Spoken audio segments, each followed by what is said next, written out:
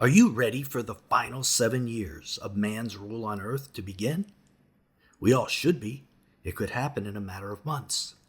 The Bible prophesies a peace agreement will be reached between the Israelis and the Palestinians, mediated with the United Nations, the many.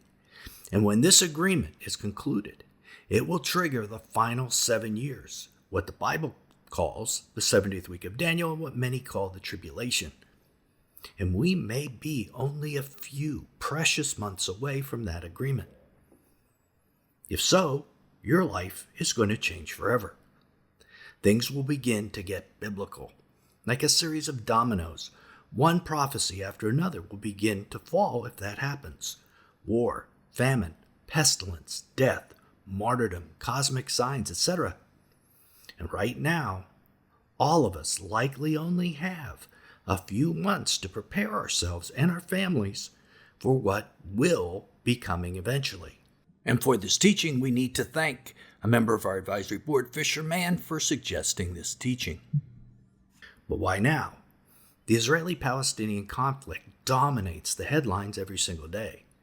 Most world leaders believe that in order to end the nearly 1 year-long conflict now taking place, a peace agreement should be imposed upon both factions by a multinational United Nations force. This is Bible teacher Nelson Walters. Believe it or not, that is the exact scenario the Bible presents for this peace agreement. In Daniel 9:27, we read about the last 7 years of man's rule. And he shall make a strong covenant with the many for 1 week. For a week of years, a 7-year period known in Hebrew as a Shabuah. There will be a covenant of some kind during that period at the beginning. The ESV translation, though, that I just read doesn't really capture the Hebrew wording. No one makes a covenant. The Hebrew word gabar, that they translate as makes, actually means to strengthen or to enforce an existing covenant, just like the UN peacekeeping force will likely enforce this peace agreement. So what is the covenant that already exists? Sit down, because this is going to shock you. It likely may be the Abrahamic covenant made between God and Abraham 3,000 years ago. This is the most famous covenant between God and Israel, and it is the covenant mentioned previously in Daniel 9:4, and Daniel mentioned this covenant, the land covenant of the Abrahamic covenant, because it involved land. Daniel was praying to God to return the Israelites back to Israel because they had been taken in captivity by the Babylonians. He was mentioning the covenant because it's a land covenant. So we can know that the covenant mentioned there is the same covenant that he's referring to again in Daniel 9:27. It's the same covenant. In that covenant, God promised Abraham's descendants that the land where Israel is located today will always belong to Abraham's descendants, that Israel will always have a right to exist.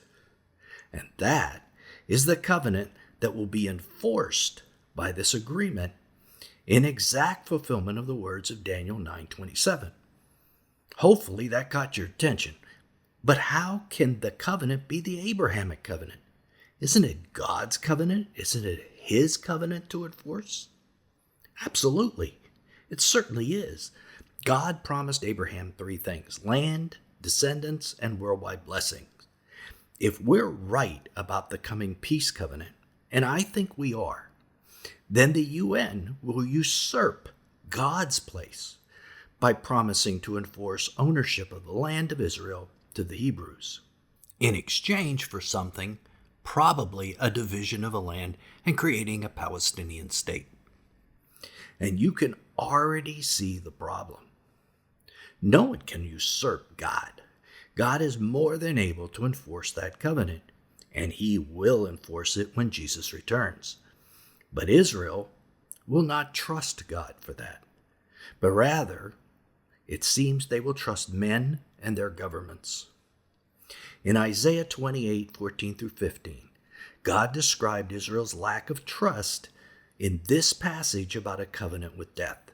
Therefore, hear the word of the Lord, you scoffers who rule this people in Jerusalem. That's Israel's current leaders. Because you have said, we have made a covenant with death, and with Sheol, which means the grave, we have an agreement. When the overwhelming whip passes through, it will not come to us, for we have made lies our refuge, and in falsehood we have taken shelter. God then reminds the leaders of Israel that he has laid a precious cornerstone in Zion. That's Jesus. But they don't trust him. Instead, they trust this false peace covenant. And God lets them know this agreement won't last. Instead, the invasion that Israel fears is going to happen, and they're going to be beaten down by it. So why does this peace agreement launch the tribulation? Because it's the ultimate rejection of God the Father and Jesus, that they will live up to their promise that Israel will own the land, the Abrahamic covenant. It's basically calling God a liar to go and trust men instead of God. This is Israel's age-old problem. The prophets warned of false prophets promising peace when there is no peace. Ezekiel 13:10 warned, they have misled my people, saying peace when there is no peace, and because when the people build a wall, these prophets smear it with whitewash. Notice the false peace is associated with the color white, as in the white horse and rider of Revelation 6:1-2. It's a white horse. The rider wears a crown made out of an olive branch, a symbol of peace, what the Bible calls a Stephanos crown, and a bow without arrows, obviously not a bow of war. All these are symbols of a false peace. And this false peace covenant, the ultimate rejection of God the Father and God the Son, and their promise to Abraham, is what marks the breaking of the first seal on the seven-sealed scroll in heaven, the beginning of the end. An Israeli-Palestinian peace agreement and the enforcement of the covenant mentioned in Daniel 9:27 will be one of the most significant fulfillments of Bible prophecy since the birth of Jesus. And this could easily take place this fall around the Feast of Trumpets. We could be that close to the tribulation. If there was ever a time to prepare yourself spiritually, physically, and financially, this is it, folks, right now. And if we're any kind of a Christian channel that's worth our salt, well, you would think that we would do something about it for you. And guess what? We're going to. Just keep watching. But first we have to explain one more thing. What are the likely terms of this covenant? And why will Israel enter this agreement? Israel finds itself completely surrounded and outnumbered by Muslim nations. The Bible refers to these as the nations round about. When you read that in the Bible, that's what the Bible's talking about. In Psalm 83, the identity of these nations are given, and here is what they say. Come, let us wipe them out as a nation. Let the name of Israel be remembered no more. Isn't this exactly what we're hearing in the worldwide protests around this current conflict? Israel realizes the world has now turned against it. Even its greatest ally, the USA, actually helped draft this peace agreement. They know that despite their military technology, the sheer numbers of those around them will eventually lead to their defeat. So signing an agreement that is enforced by the UN will seem to them like the only way out, humanly speaking. It's also likely that Israel will receive a portion of the Temple Mount in this agreement. The Temple Mount is the third most holy site in Islam and the top holy site in Israel, having been the site of the former temples. Both religions are determined to worship there. The humans drafting this peace agreement will realize that without some sort of sharing of the Temple Mount, peace agreement is going to break down. Israel may be allowed to build a new temple, or more likely in my mind, the Dome of the Rock may be turned into a new purpose and shared by all the major religions as a house of prayer for all nations. A new temple doesn't have to be built. It may be, but it doesn't have to be. But we know some sort of temple structure exists in the future because the Apostle John is asked to measure it in Revelation 11:1-2. And he wrote the book of Revelation a good 25 years after the destruction of the original temple. So he was seeing something future.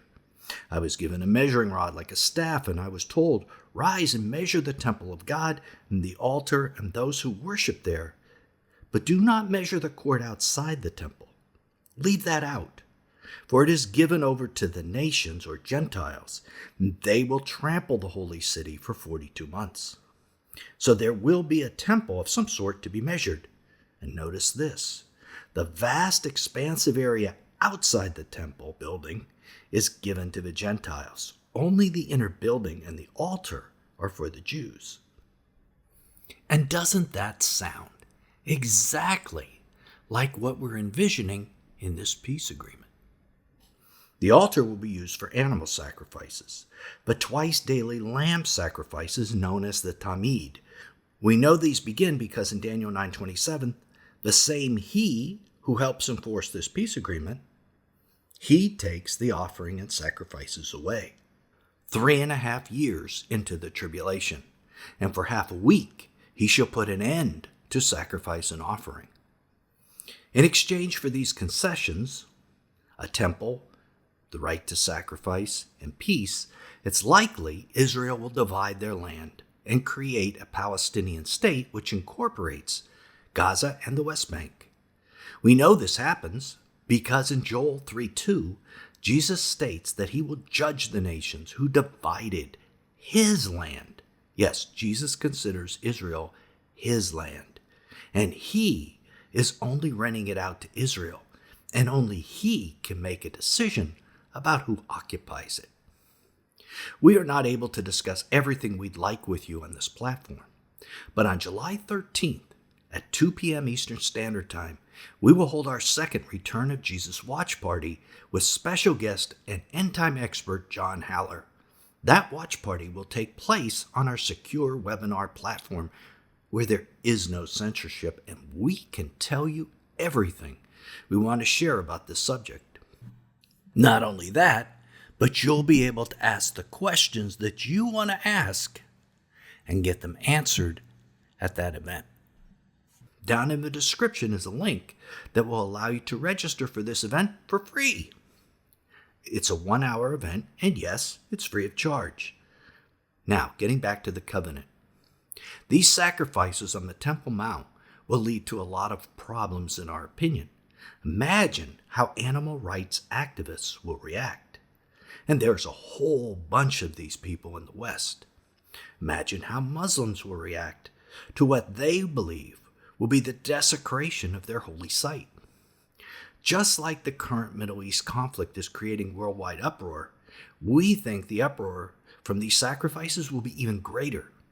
And the he who enforced the peace agreement in the first place will come in and put an end to the sacrifices. And in their place, he'll set up something called the abomination of desolation. Jesus spoke of this moment.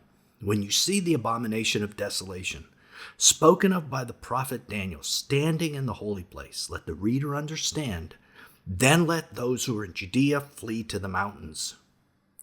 Judea is another name for the West Bank area, the area that will most likely be given to the Palestinians in the peace agreement.